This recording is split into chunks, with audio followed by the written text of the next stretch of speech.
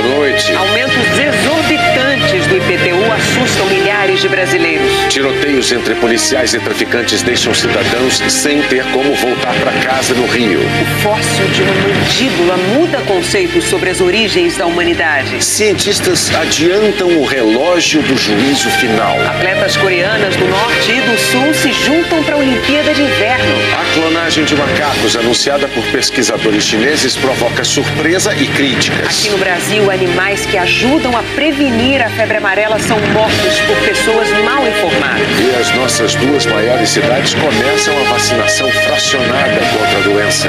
Agora, no Jornal Nacional. Rio de Janeiro e São Paulo começaram hoje a campanha de vacinação fracionada contra a febre amarela. Na capital paulista, só recebeu a dose quem tinha senha. Do alto dos seus 3 anos, Mariana veio com a carteira de vacinação e uma promessa. Não vai chorar. Como ela, milhares de paulistanos fizeram fila para tomar a vacina fracionada contra a febre amarela, que começou a ser distribuída hoje. Em São Paulo, a campanha acontece em 53 municípios, mais a capital, em 20 bairros da zona sul e leste. Na cidade, a vacina só está sendo oferecida para quem tem senhas, distribuídas pela prefeitura. E nem todo mundo tinha senha. A senhora tem senha? Não. O senhor tem senha? Também não. Quem não chegou com senha não foi vacinado. Preencheu um cadastro e vai esperar a visita de agentes de saúde em casa. Em Guarulhos, teve vacinação de casa em casa na região do zoológico, que está fechado à visitação por causa da doença. Hoje, a Secretaria de Saúde Municipal confirmou mais uma morte, a 4ª na cidade por febre amarela. No Rio de Janeiro, 15 municípios participam da campanha.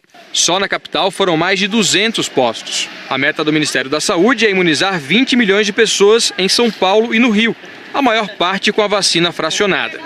A vacina é a mesma, a diferença é a quantidade. A seringa usada na aplicação é essa daqui, fininha. Em vez de retirar 0,5 ml a dose completa, a auxiliar de enfermagem retira 0,1 ml, 20%. Assim, em vez de vacinar uma pessoa, a dose é suficiente para 5 pessoas. Outra diferença é o tempo de proteção. A Organização Mundial da Saúde diz que a dose completa protege pela vida toda. Já essa dose fracionada protege por 8 anos. Por isso, quem passa por esse posto está marcando o retorno para 2026. Depois você tem que repetir novamente a dose, né? Mas atenção! Bebês de 9 meses a 2 anos, grávidas que moram em áreas de risco e têm recomendação médica, pacientes com AIDS e doenças do sangue ou que concluíram tratamento de quimioterapia devem tomar a dose completa, assim como quem vai viajar para um dos 135 países que exigem certificado de vacinação da doença. Para quem vai viajar no carnaval para áreas de risco dentro do Brasil, a dose fracionada vale. Antes de viajar para o carnaval, verificar se o município que você está indo está na lista dos municípios de risco para a febre amarela. E a segunda questão, tomar a vacina 10 dias antes da viagem, ou seja, no máximo até o dia 30 de janeiro. O ministro da Saúde vistoriou hoje uma fábrica na região metropolitana de São Paulo, que vai dobrar a capacidade de produção da vacina contra a febre amarela no Brasil, mas só a partir de junho. Ele disse que não pode revelar o estoque de vacinas, porque é uma informação estratégica. Há doses fracionadas para todos os brasileiros. Nós faremos a vacinação nas áreas onde a população tem risco de pegar a febre amarela. E o governo de Minas Gerais incluiu mais 68 cidades em situação de emergência em saúde pública por causa da febre amarela. Agora, 162 estão em áreas com maior incidência da doença. A preocupação com a febre amarela e a desinformação estão levando pessoas a um crime. Elas matam macacos. É um animal que não transmite a doença e que é importantíssimo para as autoridades sanitárias. Esse filhote está se recuperando depois de ser apedrejado. A mãe não resistiu. Desde o fim do ano passado, 13 macacos que sofreram algum tipo de violência chegaram ao Parque Ecológico de São Carlos, no interior de São Paulo. 5 morreram. E tem sido assim em várias partes do Brasil, desde que os casos de febre amarela aumentaram. Todos os macacos encontrados mortos no estado do Rio são trazidos para este laboratório, que é referência na investigação de doenças em animais.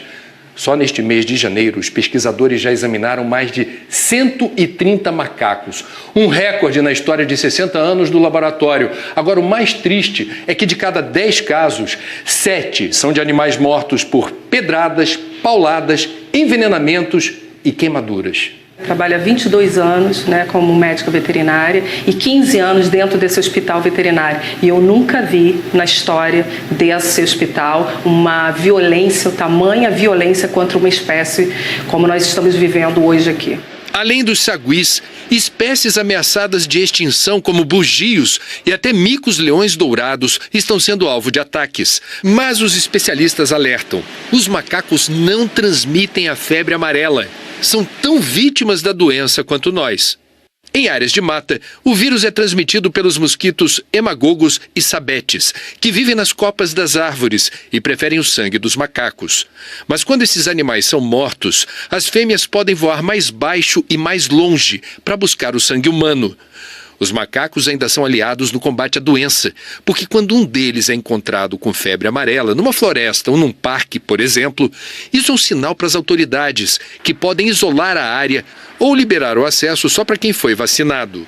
Os macacos mortos vão ter que ser investigados quanto à fonte de infecção do que eles morreram e vai sobrecarregar o sistema de diagnóstico nos laboratórios, que é os mesmos laboratórios e sistema de diagnóstico dos humanos e dos macacos que de fato estão com febre amarela. A situação é tão grave que pesquisadores do Instituto Oswaldo Cruz estão em campanha nas redes sociais. Nós não vamos nos proteger matando macacos. Os macacos são vítimas da infecção e nos ajudam a identificar onde há transmissão de fato. Então nós não temos que matar macaco. Matar macaco não serve para absolutamente nada. E matar ou agredir macaco ou qualquer animal silvestre é crime ambiental. Tem pena de até 1 ano de prisão e multa. A nossa página na internet mostra como denunciar esse crime. Cientistas chineses anunciaram que pela primeira vez conseguiram clonar macacos utilizando o mesmo método que produziu a ovelha Dolly há 2 décadas. Zong Zong e Wah Wah nasceram há menos de 2 meses e estão se desenvolvendo normalmente. Os pesquisadores usaram uma técnica de transferência do núcleo de uma célula para um óvulo que teve núcleo removido. Especialistas em genética consideram que o sucesso da experiência deixa os cientistas mais perto da possibilidade de clonar seres humanos. Os pesquisadores chineses afirmam que o objetivo é ajudar na pesquisa de doenças.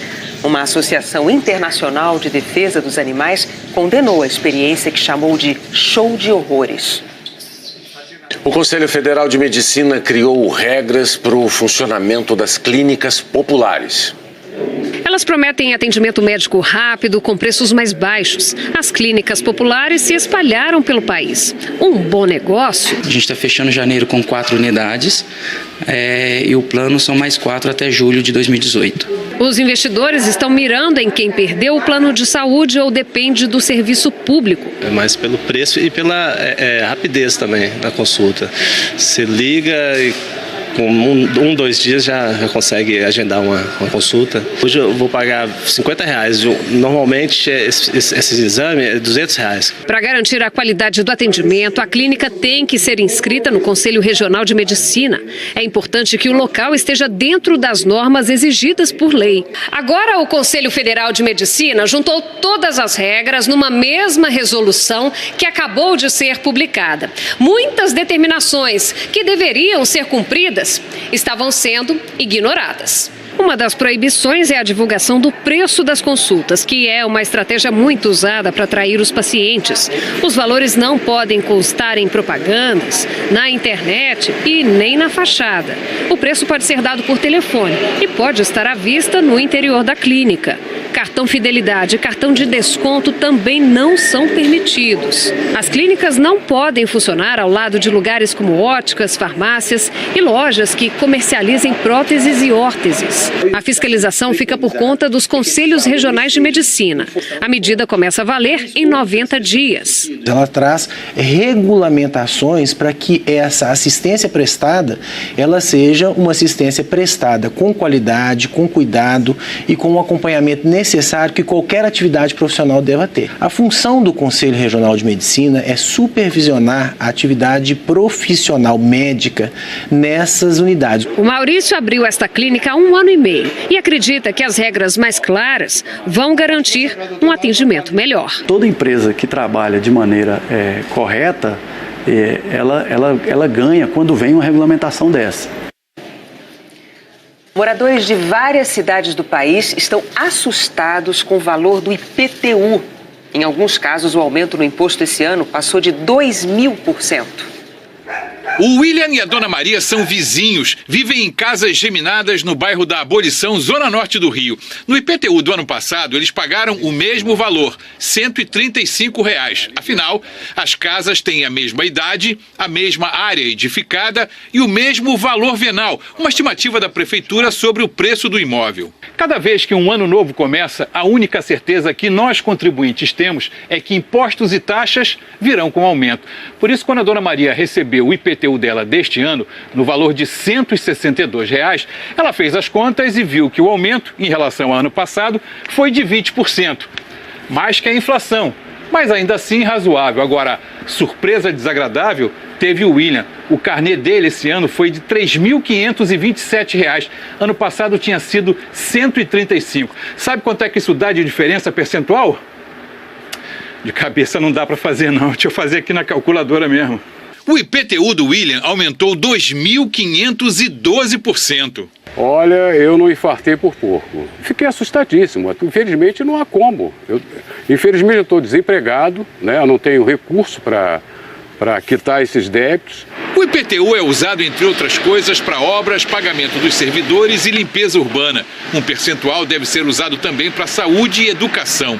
Em Campinas, os moradores reclamaram de aumentos acima de 30%. Muito alto, além do que a gente pode arcar. Não tem uma justificativa para isso. Em São Gonçalo, região metropolitana do Rio, o Luiz levou um susto quando viu o valor do IPTU, que saltou de R$ 386 em 2017 para R$ 1.065 este ano. Olhando mais de perto, ele encontrou o motivo: a taxa de coleta de lixo, que aumentou 443% este ano.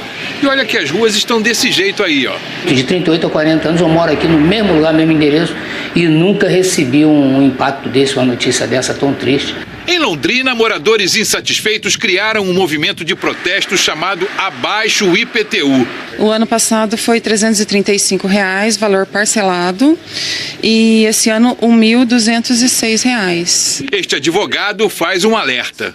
O IPTU é um tributo muito perigoso. Você pode perder o seu imóvel caso você deixe de pagar o IPTU. Então a melhor estratégia é, caso você tenha recebido um carnê com um valor muito superior ao da realidade, discuta, seja na via judicial, seja na via administrativa, mas não deixe simplesmente em aberto, não deixe de pagar o imposto.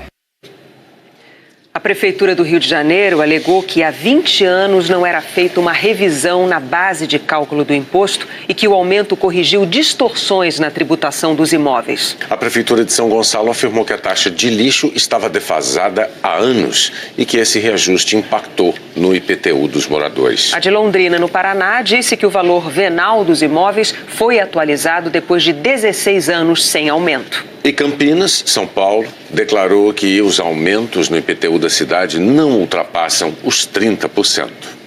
A seguir, cientistas adiantam um relógio do juízo final. Tiroteios entre policiais e traficantes impedem. A polícia do Rio de Janeiro entrou em confronto hoje com traficantes de 3 favelas. Um morador e 2 PMs foram feridos e um ônibus incendiado. Os tiroteios na Rocinha começaram de manhã.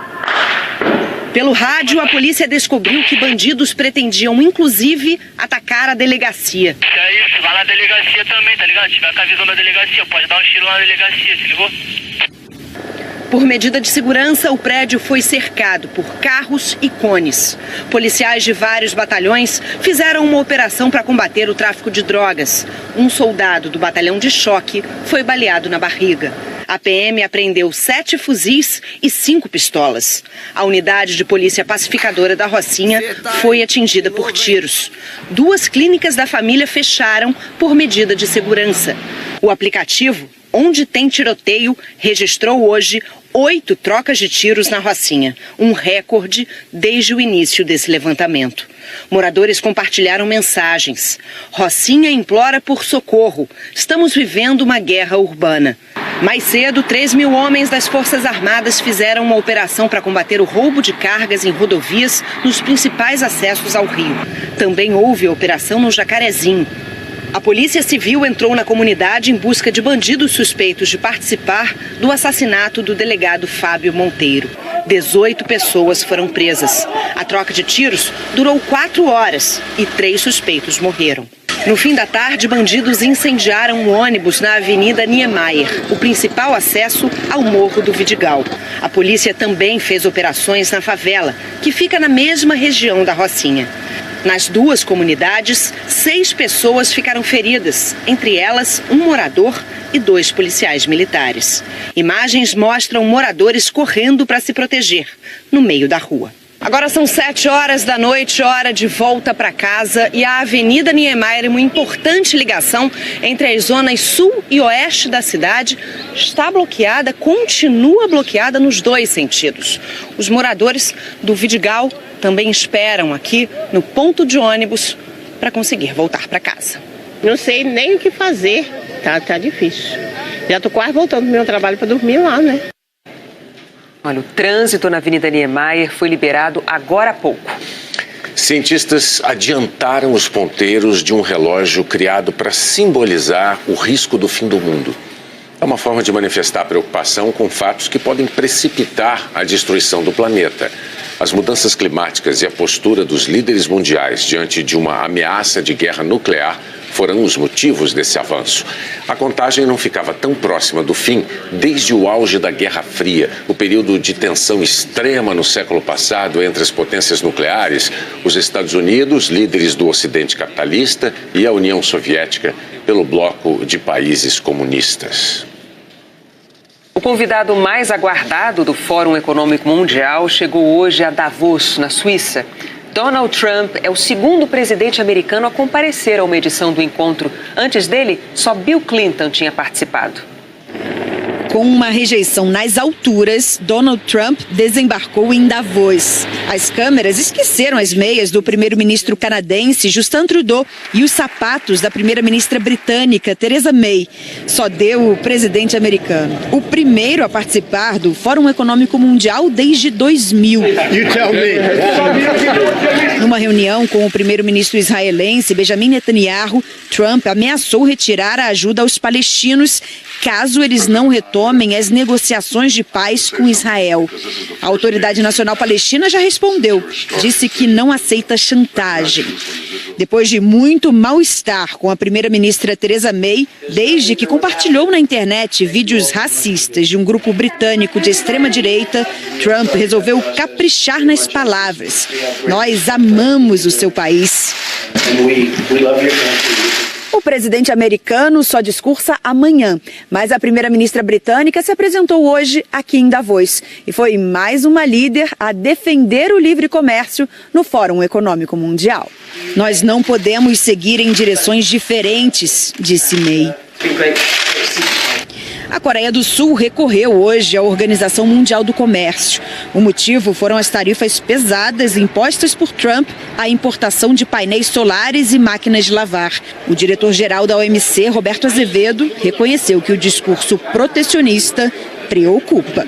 Você dizer que você quer dar prioridade aos seus produtores, aos seus trabalhadores, isso todo país diz, né? A questão é o que você faz para poder assegurar essas metas. E todo mundo está olhando com um microscópio, né? Porque não é uma economia qualquer. O que os Estados Unidos fazem tem impacto no mundo inteiro. No ano passado, a dívida pública do Brasil cresceu 447 bilhões de reais, atingiu o recorde de 3 trilhões e 600 bilhões de reais. O rombo da Previdência tem um peso enorme nessa conta. A demora na reforma da Previdência foi um dos fatores citados pela agência Standard & Poor's ao rebaixar a nota do Brasil no início desse mês.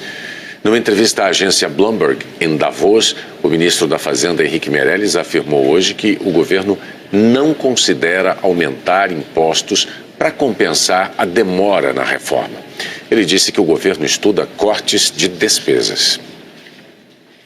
Hora da previsão do tempo, então vamos lá para São Paulo. Hoje quem está comandando a previsão do tempo é a Eliana Marques. Boa noite, Eliana. O que a gente pode esperar para sexta-feira? Boa noite, Renata. Boa noite, Bonner. Boa noite a todos. Bom, vamos começar pelas imagens de satélite, porque elas são como uma foto do que está acontecendo aqui no Brasil. E dá para ver bem, olha, nuvens muito carregadas aqui entre o norte da região nordeste até o Amapá. Essas nuvens aí são da zona de convergência intertropical que está deixando o tempo chuvoso nessa região.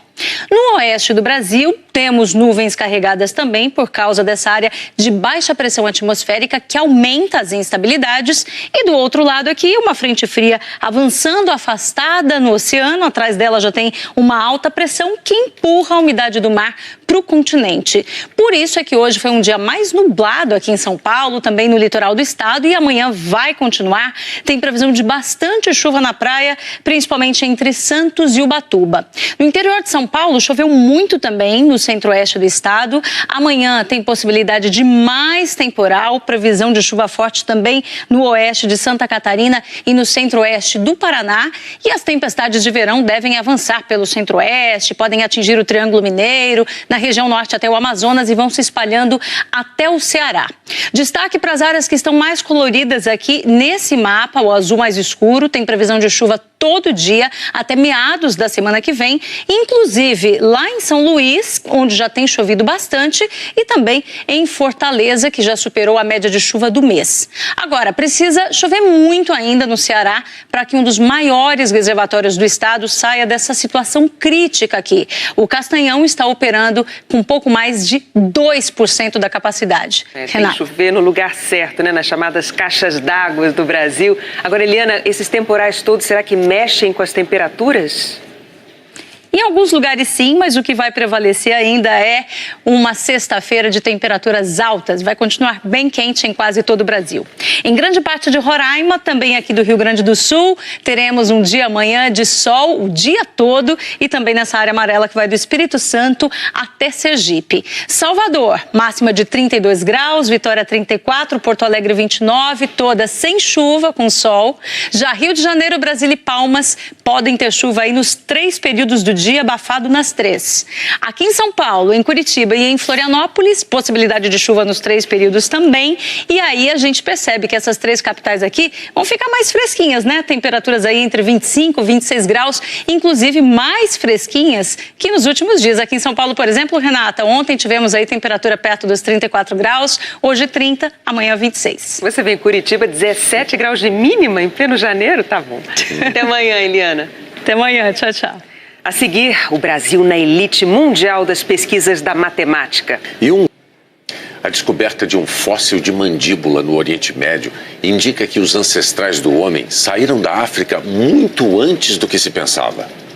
Esse fóssil, chamado de Mislia 1, foi encontrado numa caverna de Israel e levou os cientistas a reverem a história da nossa espécie. Até hoje, eles achavam que os nossos ancestrais tinham deixado a África entre 90 e 120 mil anos atrás. Mas os dentes do Mislia 1 têm pelo menos 50 mil anos a mais que isso. A descoberta foi feita com a ajuda de um aparelho de ressonância magnética que analisou cada camada dos dentes e determinou que eles pertenciam a uma espécie avançada de hominídeos. Laboratórios de 3 países analisaram amostras de ossos que confirmaram a idade do fóssil. Ferramentas de pedra mais sofisticadas encontradas junto com o fóssil também apontaram para um ancestral mais próximo de nós. Isso significa que a nossa espécie começou a se espalhar pelo planeta há quase 200 mil anos. Ao deixar a África, berço da humanidade, passou a conviver e a se misturar com outras espécies. O arqueólogo Israel Ershkovich, responsável pela pesquisa, explica que a descoberta derruba algumas certezas antigas sobre a evolução da nossa espécie. Sempre pensamos que a nossa espécie tinha se desenvolvido isoladamente, depois do desaparecimento de outros grupos de hominídeos, mas essa provavelmente não é a história. Somos uma espécie muito mais antiga do que imaginávamos. Much older than we previously thought. O Brasil entrou para um grupo que reúne as nações mais desenvolvidas em pesquisa na área da matemática. A caminhada que levou o Brasil ao topo do mundo da matemática começou também nos passos firmes desse senhor de 96 anos. Maurício Peixoto foi um dos fundadores do INPA, o Instituto de Matemática Pura e Aplicada. Isso dá trabalho, isso não vem assim do zero, né? Isso é trabalho. Um trabalho que vem desde 1952. E de lá para cá não foram só as instalações do Instituto que mudaram. A participação brasileira nas pesquisas aumentou 10 vezes nos últimos 30 anos. Hoje somos autores de 2,5% da produção matemática mundial. Naquela época, o Brasil era do Grupo 1, uma espécie de grupo de acesso entre os matemáticos. 66 anos depois, estamos na elite, ao lado dos 10 países mais desenvolvidos em pesquisa matemática, como Estados Unidos, Alemanha, França e China. Quem avalia e decide essa classificação ficou impressionado com o aumento da oferta de cursos de pós-graduação de alto nível pelo país, com a grande colaboração de brasileiros em pesquisas internacionais e com a qualidade da produção. Para um jovem que esteja olhando as possibilidades diante deles, eles vão estar vendo que eles podem fazer matemática e ciência em geral, que não é que as possibilidades não são só ser engenheiro, advogado. Então pensar, não, a carreira de cientista existe. Entrar para o grupo das grandes potências da matemática é uma prova do trabalho de excelência desenvolvido aqui. Um reconhecimento que já aparecia na escolha de alunos e pesquisadores do mundo todo. Hoje, dos 47 pesquisadores que também são professores no INPA, 19 são estrangeiros. E dos 89 alunos de doutorado, 40 vieram de fora.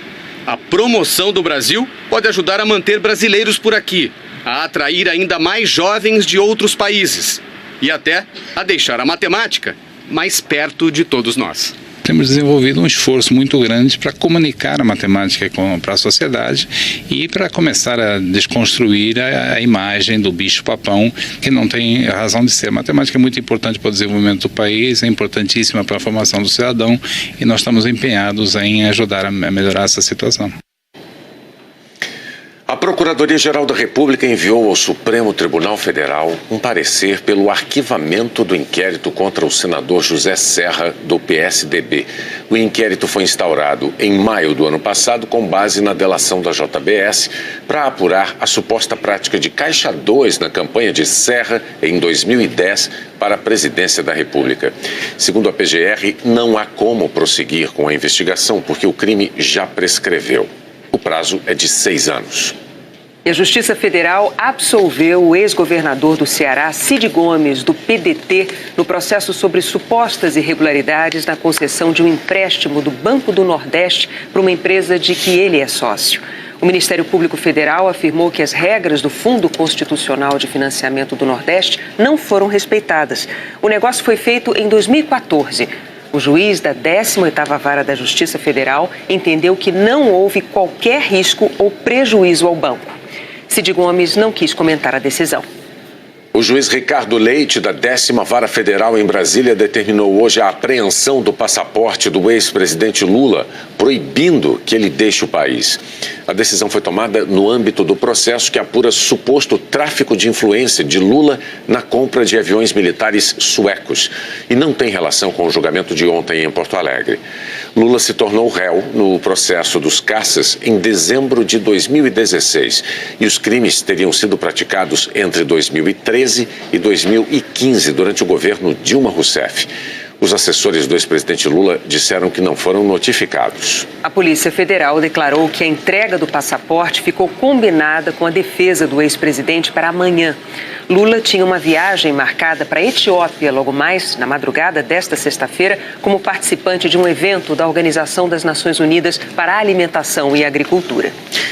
Apesar de o ex-presidente Lula ter sido condenado em segunda instância e por isso enquadrado na lei da ficha limpa, o PT o lançou hoje pré-candidato à presidência da República. A Comissão Executiva Nacional do partido se reuniu em São Paulo um dia depois de o Tribunal Regional Federal da 4ª Região confirmar a condenação de Lula unanimemente por corrupção passiva e lavagem de dinheiro no caso do triplex do Guarujá. Ele foi condenado por ter ocultado a propriedade do imóvel recebido da OAS como pagamento de propina. E os desembargadores aumentaram a pena para 12 anos e 1 mês de prisão em regime fechado. Neste momento, o ex-presidente está inelegível, porque a lei da ficha limpa impede a candidatura de condenados com sentença confirmada na segunda instância. A defesa de Lula afirmou que vai entrar com recursos no Superior Tribunal de Justiça. Hoje, o ex-presidente se manifestou no lançamento da pré-candidatura dele. Nós vamos recorrer naquilo que for possível recorrer, aonde for necessário recorrer. Nós vamos batalhar até o final. Mas eu acho que há muitas e muitas décadas eu não via uma reação de corporação como nós estamos vendo agora. É a corporação da Polícia Federal se prestando a fazer qualquer processo, fazem qualquer processo, não importa a quantidade de mentiras, quem aqui já prestou depoimento sabe as perguntas que eles fazem, muitas vezes sem nexo, muita coisa sem nenhum interesse no processo, mas eles perguntam e não interessa a tua resposta, interessa o que eles vão escrever depois. Outros políticos já anunciaram suas pré-candidaturas além do ex-presidente Lula. 2 políticos se lançaram como pré-candidatos no PSDB. Arthur Virgílio, atual prefeito de Manaus, foi deputado federal e senador pelo Amazonas. Ele quer que a escolha do candidato do PSDB seja por prévias, o que ainda não está decidido pelo partido. Se for escolhido, será a primeira disputa pela presidência. Geraldo Alckmin, presidente do PSDB, cumpre o 4º mandato como governador de São Paulo. Também confirmou que é pré-candidato à presidência. Já tentou se eleger presidente em 2006. O senador Álvaro Dias, do Podemos, está no 3º mandato consecutivo pelo Paraná. Também já foi governador do estado. Ciro Gomes é o pré-candidato do PDT. Foi governador do Ceará e ministro nos governos Itamar Franco e Lula. Também foi deputado federal e prefeito de Fortaleza. Já disputou a presidência da República 2 vezes. Cristóvão Buarque, do PPS, está no 2º mandato como senador. Foi governador do Distrito Federal e ministro da Educação do 1º governo Lula. Pretende disputar a presidência pela 2ª vez. Outro pré-candidato é o senador Fernando Collor de Mello, do PTC. Ele foi prefeito de Maceió, deputado federal e governador de Alagoas. Eleito presidente em 1989, sofreu impeachment em 1992. O deputado Jair Bolsonaro, do PSL do Rio de Janeiro, também já anunciou sua pré-candidatura. É militar da reserva e deputado federal há 7 mandatos consecutivos. A deputada estadual Manuela Dávila é a pré-candidata do PCdoB. Ela já foi deputada federal. Marina Silva, do Rede Sustentabilidade, já anunciou que pretende disputar pela 3ª vez a presidência da República. Ela foi senadora pelo Acre por 2 mandatos e ministra do Meio Ambiente do governo Lula. Também se lançaram pré-candidatos Valéria Monteiro, do PMN, José Maria Imael, do PSDC, João Amoedo, do Partido Novo e Levi Fidelix, do PRTB. Neste ano, mais de 140 milhões de eleitores vão voltar às urnas para escolher o novo presidente. E nós queremos ouvir o que é que os brasileiros de cada cidade do país esperam para o futuro. A Elaine Basti foi até Barueri, em São Paulo, para mostrar como participar. Eu estou aqui na Praça Central da cidade de Barueri, que faz parte da região metropolitana de São Paulo. Aqui no calçadão, as pessoas se encontram para bater papo e também para discutir os problemas que afetam a vida dos moradores da região. E a gente quer saber de você. Que Brasil você quer para o futuro? O país inteiro vai dar o seu recado aqui nos nossos telejornais. E você pode ser o porta-voz da sua cidade, gravando um vídeo do seu celular, sempre de dia. Eu vou pedir para o meu colega Anderson que faça uma gravação com o celular deitado, na horizontal. Dessa maneira você consegue mostrar melhor você e o local que você escolheu. Você também pode fazer essa gravação com o braço esticado mesmo. Vê se você está enquadrado, o local que você escolheu. Você tem 15 segundos para dar o seu recado. Comece seu vídeo dizendo o seu nome e a cidade de onde está falando. E aí você diz pra gente, que Brasil você quer para o seu futuro? Para rever como gravar o seu vídeo, visita a nossa página na internet ou o site g1.com.br/Brasil que eu quero, tudo junto. Você pode representar a sua cidade aqui na tela da Globo. A seguir, o Flamengo, o ex-médico da seleção de ginástica dos Estados Unidos, foi condenado ontem por abusar sexualmente de mais de 150 atletas. Poucas horas depois da condenação de Larry Nassar, vieram as primeiras reações. Lou Anna Simon, reitora da Universidade do Estado de Michigan, onde ele foi professor e abusou de dezenas de vítimas, renunciou ao cargo. Assumindo sua parcela de culpa, o Comitê Olímpico Americano publicou uma nota em que enumera algumas mudanças necessárias. O primeiro pedido é para que todos os diretores regionais da Associação Nacional de Ginástica renunciem. O Comitê Olímpico também prometeu uma investigação independente para entender por que uma série de abusos dessa proporção passou despercebido por tanto tempo. A entidade quer responder as seguintes perguntas: quem sabia, o quanto sabia e por que não denunciou? A Federação Americana de Ginástica foi cobrada para colaborar. E os resultados serão divulgados para o público. Larry Nassar foi condenado a 175 anos de prisão depois de 156 depoimentos emocionados das vítimas em 7 dias de audiência.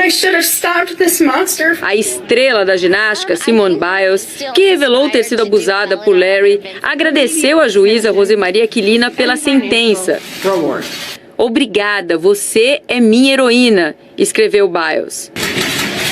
Antes de anunciar a pena, Rosemarie jogou no chão a carta em que Nassar afirmava que não cometeu nenhum crime e que as vítimas queriam apenas aparecer. E disse: "Você não merece sair da prisão, nunca mais." As jogadoras das Coreias do Sul e do Norte, que vão formar uma seleção única de hóquei no gelo para a disputa da Olimpíada de Inverno, se encontraram hoje. As norte-coreanas cruzaram a fronteira e foram recebidas com flores.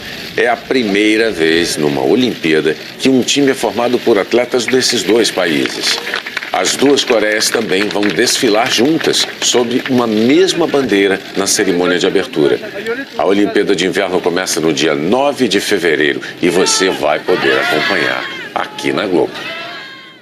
Para quem é de fora, a imagem mais comum de São Paulo é do concreto, a cidade do cimento e do asfalto. E é verdade, mas não toda a verdade.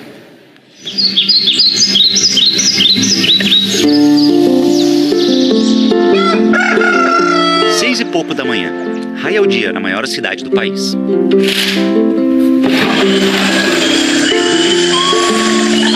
É o começo da rotina de sempre na metrópole. Abrir as janelas, dar a primeira olhada na vizinhança. Um cafezinho rápido, no estilo da cidade. E bora pro trabalho.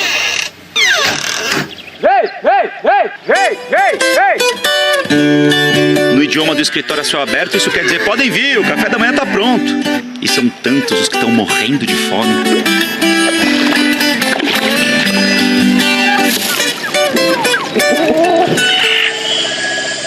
Sorte que, em meio a toda essa loucura, ele consegue achar tempo para se dedicar ao privilégio do lazer tão escasso nessa cidade grande.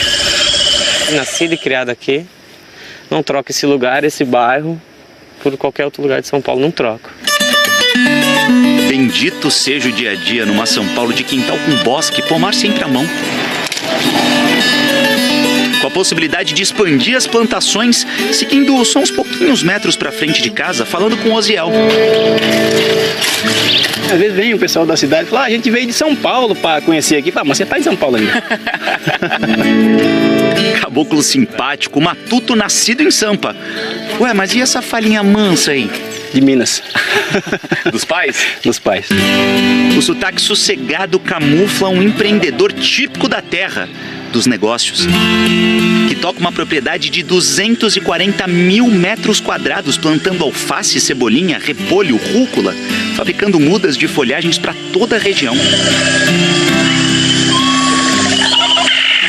Se quiser incrementar um pouco mais a salada, é só dar um pulo nos 400 mil metros quadrados vizinhos. É onde o Alex tem berinjela, abobrinha, tomate. Tudo o que se planta aqui, ele jura que dá. E São Paulo, quem diria que o teu solo é tão fértil, hein? Tem gente que pergunta, dá tal coisa aqui, produz tal tipo de coisa, vamos supor, melancia, produz, fala, produz, só plantar que produz. O sinal do celular aqui não é dos melhores, mas até que dá para usar. E abrindo um aplicativo de mobilidade com GPS aqui, a gente percebe que o caminho daqui até o centro da cidade, mais especificamente a Praça da Sé, que é o Marco Zero, tem 42 quilômetros. Se por um acaso algum corintiano quiser sair daqui agora para ir até a Arena Corinthians, que fica num outro extremo da cidade, o mesmo aplicativo dá pelo GPS que a distância daqui até lá é de 92 quilômetros. É a São Paulo das distâncias que impressionam. Mas se mesmo assim o corintiano Alisson quiser enfrentar todo esse chão, vai encontrar bem pertinho da casa do time do coração a casa de alguém que deixaria o próprio Alisson se sentindo em casa também. É que até aqui, tão longe da espaçosa Zona Sul, a São Paulo agrícola continua se mostrando presente. Que tamanho que tem essa área? 18.800 metros. Caramba, quase 2 hectares. Foi o avô dele quem comprou tudo isso há quase 60 anos. Hoje o César planta aqui milho, inhame, mamão, batata doce, tudo para consumo próprio da família. O que ele vende, e vende bem, são os muitos potinhos de tempero. Ele mesmo produz, ele mesmo entrega. Tá dentro da cidade, tem dessas vantagens. Dá mais trabalho, mas agrega um pouco de valor. Porque você não tem nenhum intermediário ali, né? Isso. Essa é a vantagem. Resistir sendo os mais urbanos caipiras do Brasil é tarefa difícil. Mas no aniversário dessa metrópole surpreendentemente tão rural, adivinha o que eles dariam de presente para a cidade com uma das maiores plantações de engravatados do mundo? Boa pergunta. Seria menos violência, seria acho que o mais ideal hoje em dia. Seria um presente que eu daria. Cara, eu desejaria mais verde, mais ar puro, mais calma, tranquilidade. Parar, pensar, é isso que eu desejo. Calma. Que é com calma e um verde desse que a gente consegue resolver os problemas.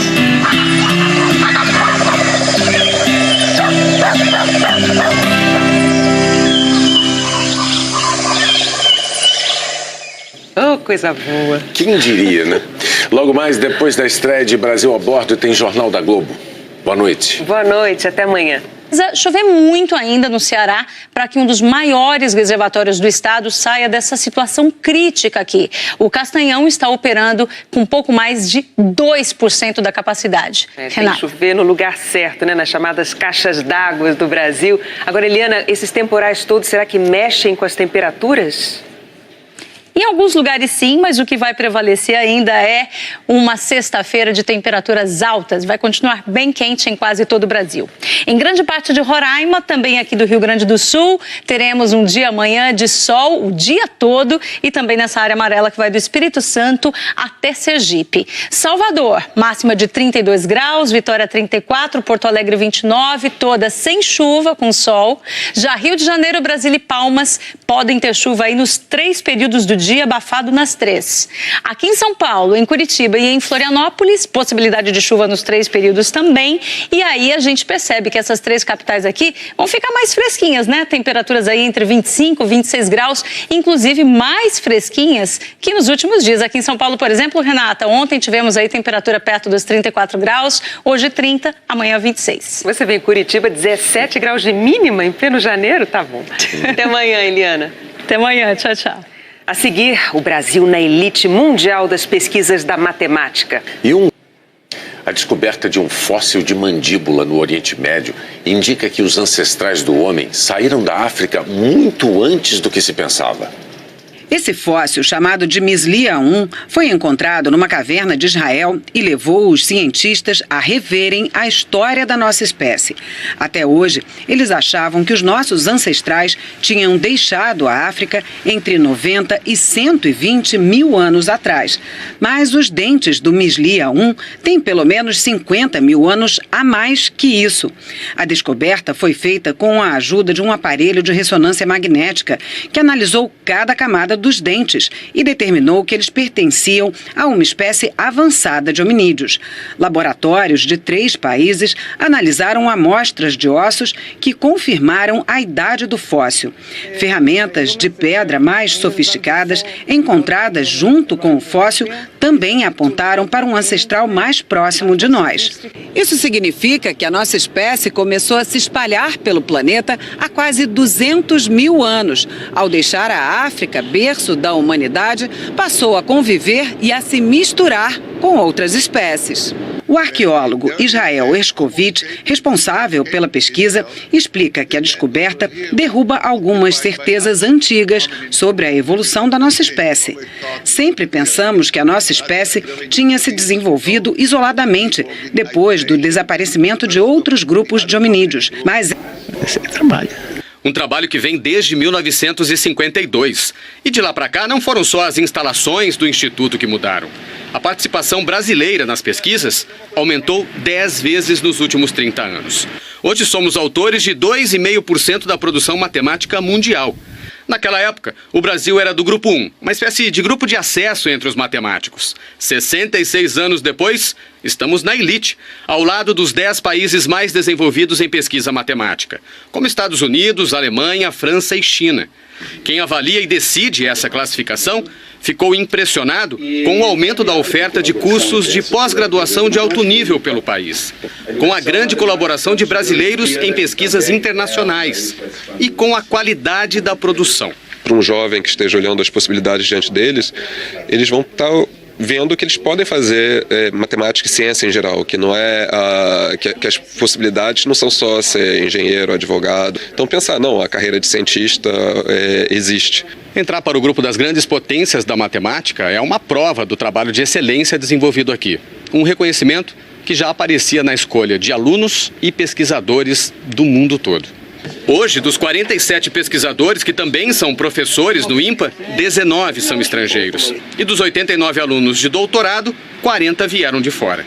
A promoção do Brasil pode ajudar a manter brasileiros por aqui, a atrair ainda mais jovens de outros países e até a deixar a matemática mais perto de todos nós. Temos desenvolvido um esforço muito grande para comunicar a matemática para a sociedade e para começar a desconstruir a imagem do bicho-papão, que não tem razão de ser. A matemática é muito importante para o desenvolvimento do país, é importantíssima para a formação do cidadão e nós estamos empenhados em ajudar a melhorar essa situação.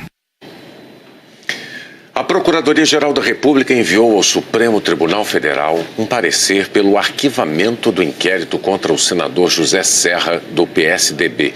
O inquérito foi instaurado em maio do ano passado com base na delação da JBS para apurar a suposta prática de Caixa 2 na campanha de Serra em 2010 para a presidência da República.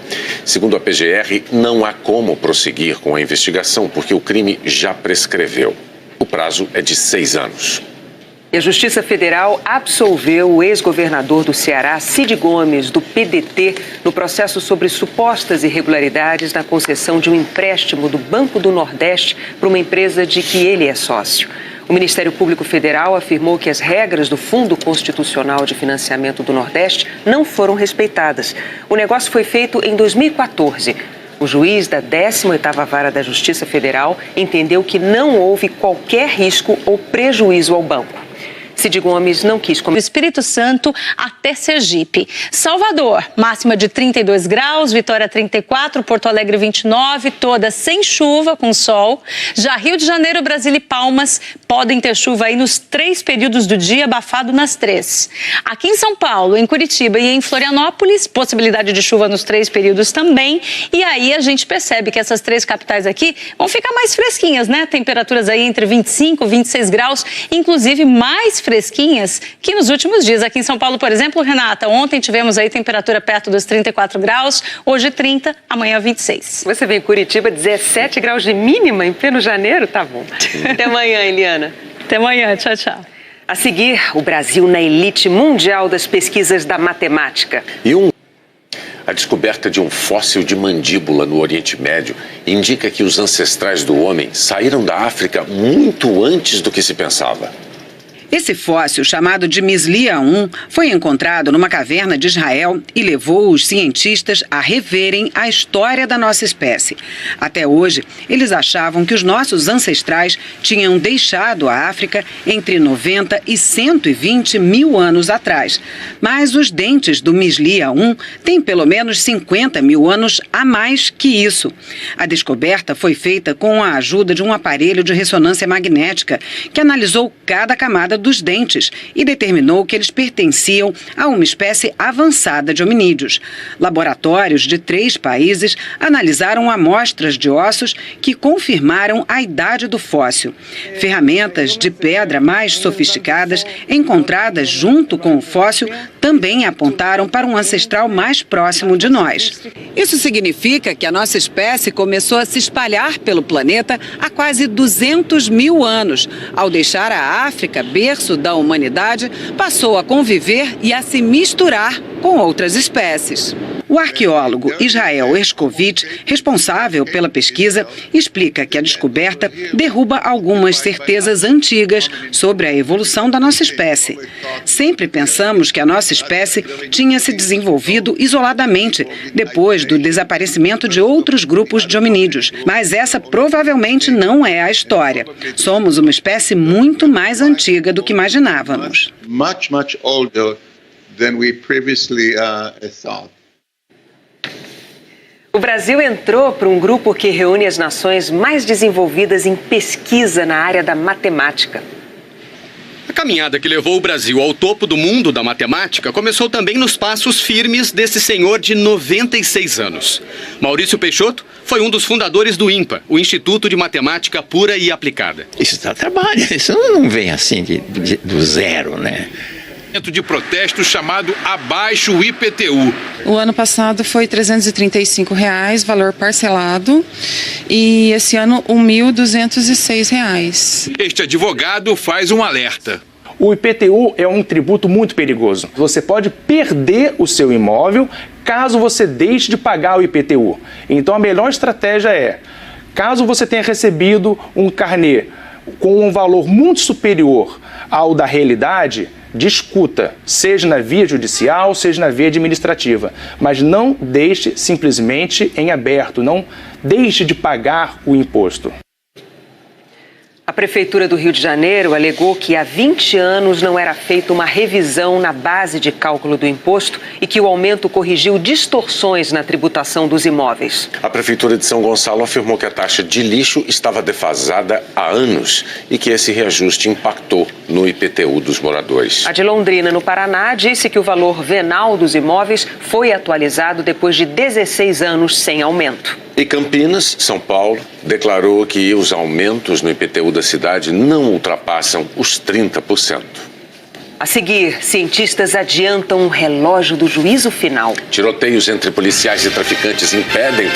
A polícia do Rio de Janeiro entrou em confronto hoje com traficantes de 3 favelas. Um morador e 2 PMs foram feridos e um ônibus incendiado. Os tiroteios na Rocinha começaram de manhã. Pelo rádio, a polícia descobriu que bandidos pretendiam, inclusive, atacar a delegacia. É isso, vai lá na delegacia também, tá ligado? Se tiver com a visão da delegacia, pode dar um tiro lá na delegacia, se ligou? Por medida de segurança, o prédio foi cercado por carros e cones.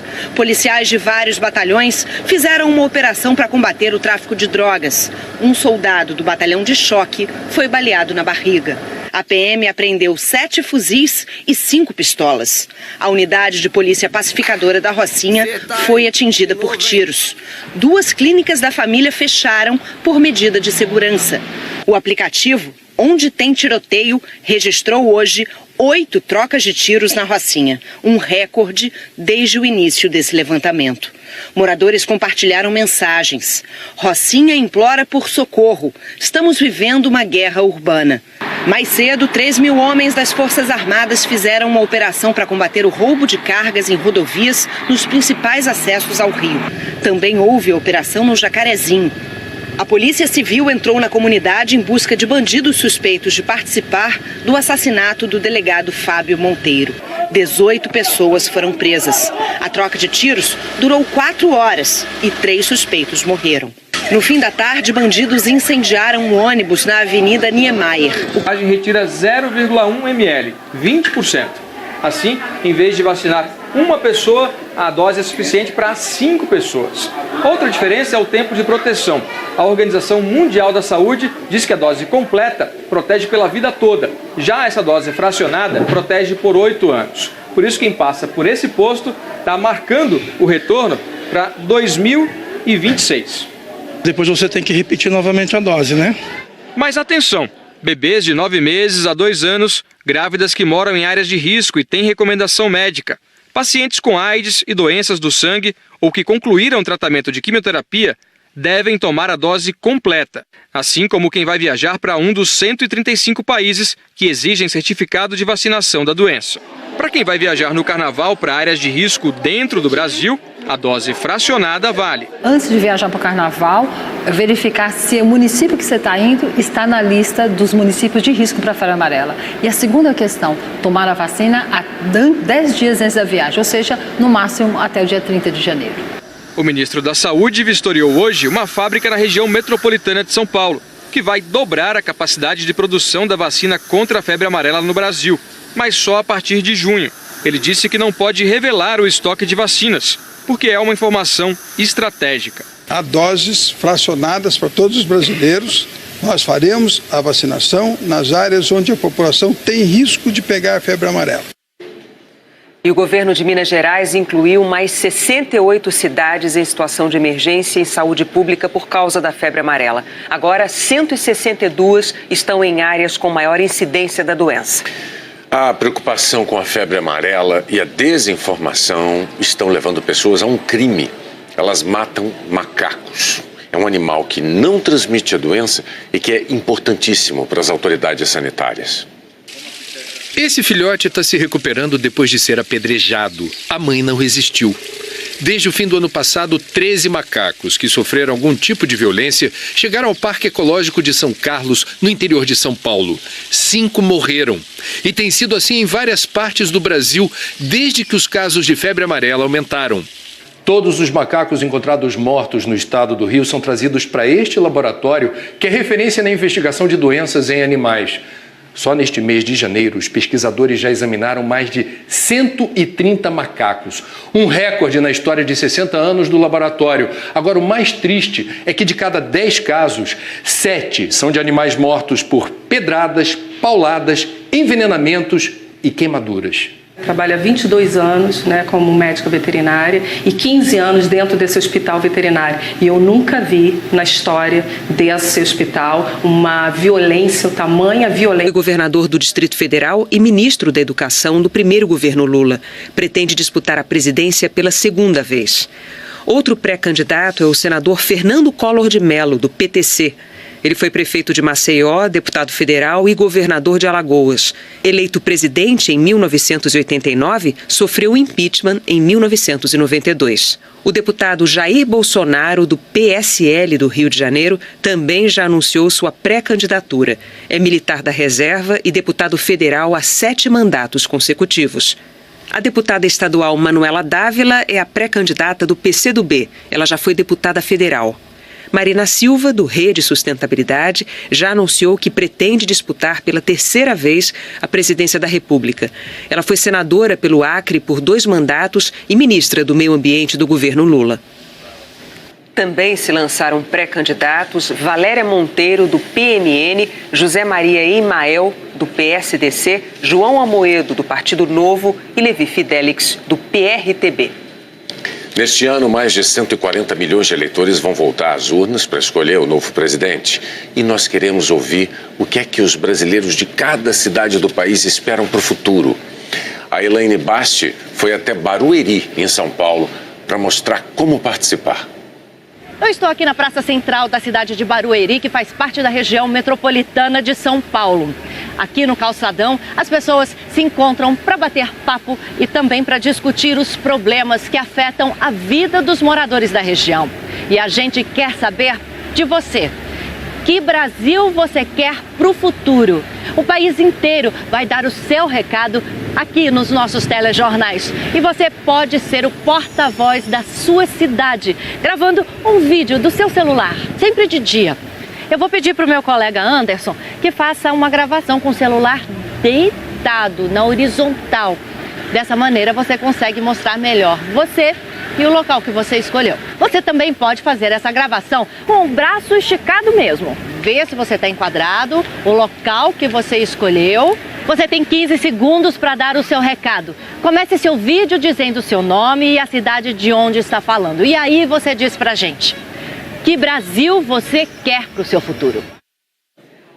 Para rever como gravar o seu vídeo, visita a nossa página na internet ou o site g1.com.br/Brasil que eu quero, tudo junto.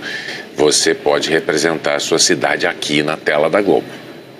A seguir, o Flamengo, o ex-médico da seleção de ginástica dos Estados Unidos, foi condenado ontem por abusar sexualmente de mais de 150 atletas. Poucas horas depois da condenação de Larry Nassar, vieram as primeiras mandatos consecutivos. A deputada estadual Manuela Dávila é a pré-candidata do PCdoB. Ela já foi deputada federal. Marina Silva, do Rede Sustentabilidade, já anunciou que pretende disputar pela terceira vez a presidência da República. Ela foi senadora pelo Acre por 2 mandatos e ministra do Meio Ambiente do governo Lula. Também se lançaram pré-candidatos Valéria Monteiro, do PMN, José Maria Imael, do PSDC, João Amoedo, do Partido Novo e Levi Fidelix, do PRTB. Neste ano, mais de 140 milhões de eleitores vão voltar às urnas para escolher o novo presidente. E nós queremos ouvir o que é que os brasileiros de cada cidade do país esperam para o futuro. A Elaine Basti foi até Barueri, em São Paulo, para mostrar como participar. Eu estou aqui na Praça Central da cidade de Barueri, que faz parte da região metropolitana de São Paulo. Aqui no calçadão, as pessoas se encontram para bater papo e também para discutir os problemas que afetam a vida dos moradores da região. E a gente quer saber de você. Que Brasil você quer para o futuro? O país inteiro vai dar o seu recado aqui nos nossos telejornais. E você pode ser o porta-voz da sua cidade, gravando um vídeo do seu celular, sempre de dia. Eu vou pedir para o meu colega Anderson que faça uma gravação com o celular deitado, na horizontal. Dessa maneira você consegue mostrar melhor você e o local que você escolheu. Você também pode fazer essa gravação com o braço esticado mesmo. Vê se você está enquadrado, o local que você escolheu. Você tem 15 segundos para dar o seu recado. Comece seu vídeo dizendo o seu nome e a cidade de onde está falando. E aí você diz pra gente, que Brasil você quer para o seu futuro? Para rever como gravar o seu vídeo, visita a nossa página na internet ou o site g1.com.br/Brasil que eu quero, tudo junto. Você pode representar a sua cidade aqui na tela da Globo. A seguir, o Flamengo, o ex-médico da seleção de ginástica dos Estados Unidos, foi condenado ontem por abusar sexualmente de mais de 150 atletas. Poucas horas depois da condenação de Larry Nassar, vieram as primeiras reações. Luana Simon, reitora da Universidade do Estado de Michigan, onde ele foi professor e abusou de dezenas de vítimas, renunciou ao cargo. Assumindo sua parcela de culpa, o Comitê Olímpico Americano publicou uma nota em que enumera algumas mudanças necessárias. O primeiro pedido é para que todos os diretores regionais da Associação Nacional de Ginástica renunciem. O Comitê Olímpico também prometeu uma investigação independente para entender por que o Brasil entrou para um grupo que reúne as nações mais desenvolvidas em pesquisa na área da matemática. A caminhada que levou o Brasil ao topo do mundo da matemática começou também nos passos firmes desse senhor de 96 anos. Maurício Peixoto foi um dos fundadores do INPA, o Instituto de Matemática Pura e Aplicada. Isso dá trabalho, isso não vem assim do zero, né? Isso é trabalho. Um trabalho que vem desde 1952. E de lá para cá não foram só as instalações do Instituto que mudaram. A participação brasileira nas pesquisas aumentou 10 vezes nos últimos 30 anos. Hoje somos autores de 2,5% da produção matemática mundial. Naquela época, o Brasil era do Grupo 1, uma espécie de grupo de acesso entre os matemáticos. 66 anos depois, estamos na elite, ao lado dos 10 países mais desenvolvidos em pesquisa matemática, como Estados Unidos, Alemanha, França e China. Quem avalia e decide essa classificação ficou impressionado com o aumento da oferta de cursos de pós-graduação de alto nível pelo país, com a grande colaboração de brasileiros em pesquisas internacionais e com a qualidade da produção. Para um jovem que esteja olhando as possibilidades diante deles, eles vão estar vendo que eles podem fazer matemática e ciência em geral, que não é que as possibilidades não são só ser engenheiro, advogado. Então pensar, não, a carreira de cientista existe. Entrar para o grupo das grandes potências da matemática é uma prova do trabalho de excelência desenvolvido aqui. Um reconhecimento que já aparecia na escolha de alunos e pesquisadores do mundo todo. Hoje, dos 47 pesquisadores que também são professores no INPA, 19 são estrangeiros. E dos 89 alunos de doutorado, 40 vieram de fora.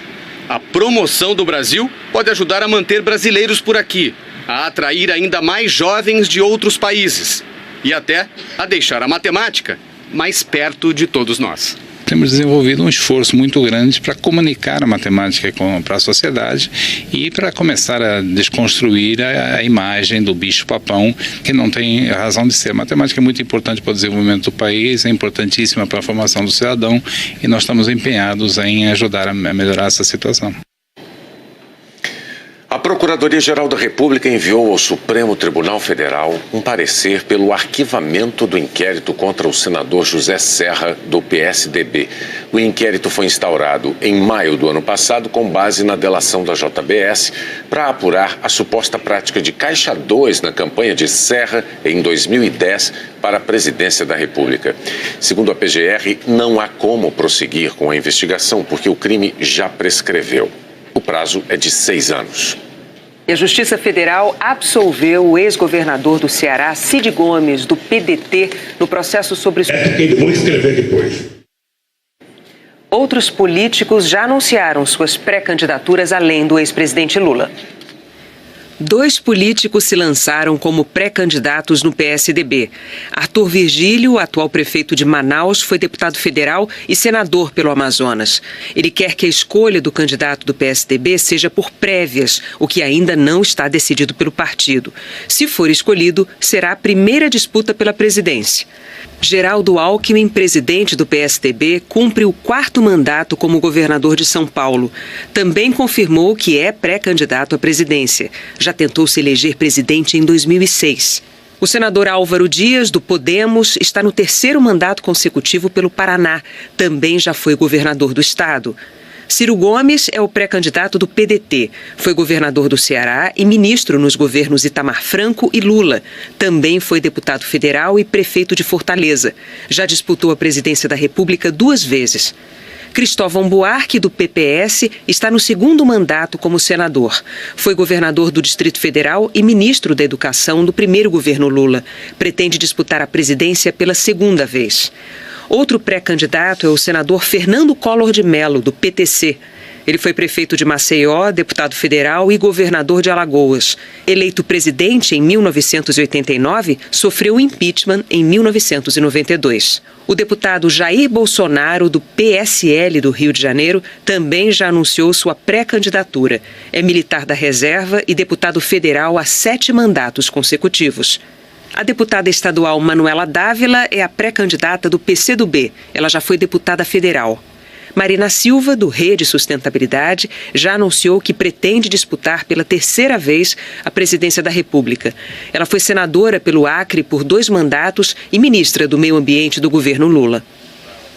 Também se lançaram pré-candidatos Valéria Monteiro, do PMN, José Maria Emael, do PSDC, João Amoedo, do Partido Novo e Levi Fidelix, do PRTB. Neste ano, mais de 140 milhões de eleitores vão voltar às urnas para escolher o novo presidente. E nós queremos ouvir o que é que os brasileiros de cada cidade do país esperam para o futuro. A Elaine Basti foi até Barueri, em São Paulo, para mostrar como participar. Eu estou aqui na Praça Central da cidade de Barueri, que faz parte da região metropolitana de São Paulo. Aqui no calçadão, as pessoas se encontram para bater papo e também para discutir os problemas que afetam a vida dos moradores da região. E a gente quer saber de você. Que Brasil você quer para o futuro? O país inteiro vai dar o seu recado aqui nos nossos telejornais. E você pode ser o porta-voz da... Chuvoso nessa região. No oeste do Brasil, temos nuvens carregadas também por causa dessa área de baixa pressão atmosférica que aumenta as instabilidades. E do outro lado aqui, uma frente fria avançando afastada no oceano. Atrás dela já tem uma alta pressão que empurra a umidade do mar para o continente. Por isso é que hoje foi um dia mais nublado aqui em São Paulo, também no litoral do estado, e amanhã vai continuar. Tem previsão de bastante chuva na praia, principalmente entre Santos e Ubatuba. No interior de São Paulo, choveu muito também no centro-oeste do estado. Amanhã tem possibilidade de mais temporal, previsão de chuva forte também no oeste de Santa Catarina e no centro-oeste do Paraná. E as tempestades de verão devem avançar pelo centro-oeste, podem atingir o Triângulo Mineiro, na região norte até o Amazonas e vão se espalhando até o Ceará. Destaque para as áreas que estão mais coloridas aqui nesse mapa, o azul mais escuro, tem previsão de chuva todo dia até meados da semana que vem, inclusive lá em São Luís, onde já tem chovido bastante, e também em Fortaleza, que já superou a média de chuva do mês. Agora, precisa chover muito ainda no Ceará para que um dos maiores reservatórios do estado saia dessa situação crítica aqui. O Castanhão está operando com um pouco mais de 2% da capacidade. Tem que chover no lugar certo, né? Nas chamadas caixas d'água do Brasil. Agora, Eliana, esses temporais todos, será que mexem com as temperaturas? Em alguns lugares sim, mas o que vai prevalecer ainda é uma sexta-feira de temperaturas altas. Vai continuar bem quente em quase todo o Brasil. Em grande parte de Roraima, também aqui do Rio Grande do Sul, teremos um dia amanhã de sol o dia todo e também nessa área amarela que vai do Espírito Santo até Sergipe. Salvador, máxima de 32 graus, Vitória 34, Porto Alegre 29, todas sem chuva, com sol. Já Rio de Janeiro, Brasília e Palmas podem ter chuva aí nos 3 períodos do dia, abafado nas 3. Aqui em São Paulo, em Curitiba e em Florianópolis, possibilidade de chuva nos 3 períodos também. E aí a gente percebe que essas 3 capitais aqui vão ficar mais fresquinhas, né? Temperaturas aí entre 25 e 26 graus, inclusive mais fresquinhas que nos últimos dias. Aqui em São Paulo, por exemplo, Renata, ontem tivemos aí temperatura perto dos 34 graus, hoje 30, amanhã 26. Você vê em Curitiba 17 graus de mínima em pleno janeiro? Tá bom. Até amanhã, Eliana. Até amanhã, tchau, tchau. A seguir, o Brasil na elite mundial das pesquisas da matemática. A descoberta de um fóssil de mandíbula no Oriente Médio indica que os ancestrais do homem saíram da África muito antes do que se pensava. Esse fóssil, chamado de Mislia 1, foi encontrado numa caverna de Israel e levou os cientistas a reverem a história da nossa espécie. Até hoje, eles achavam que os nossos ancestrais tinham deixado a África entre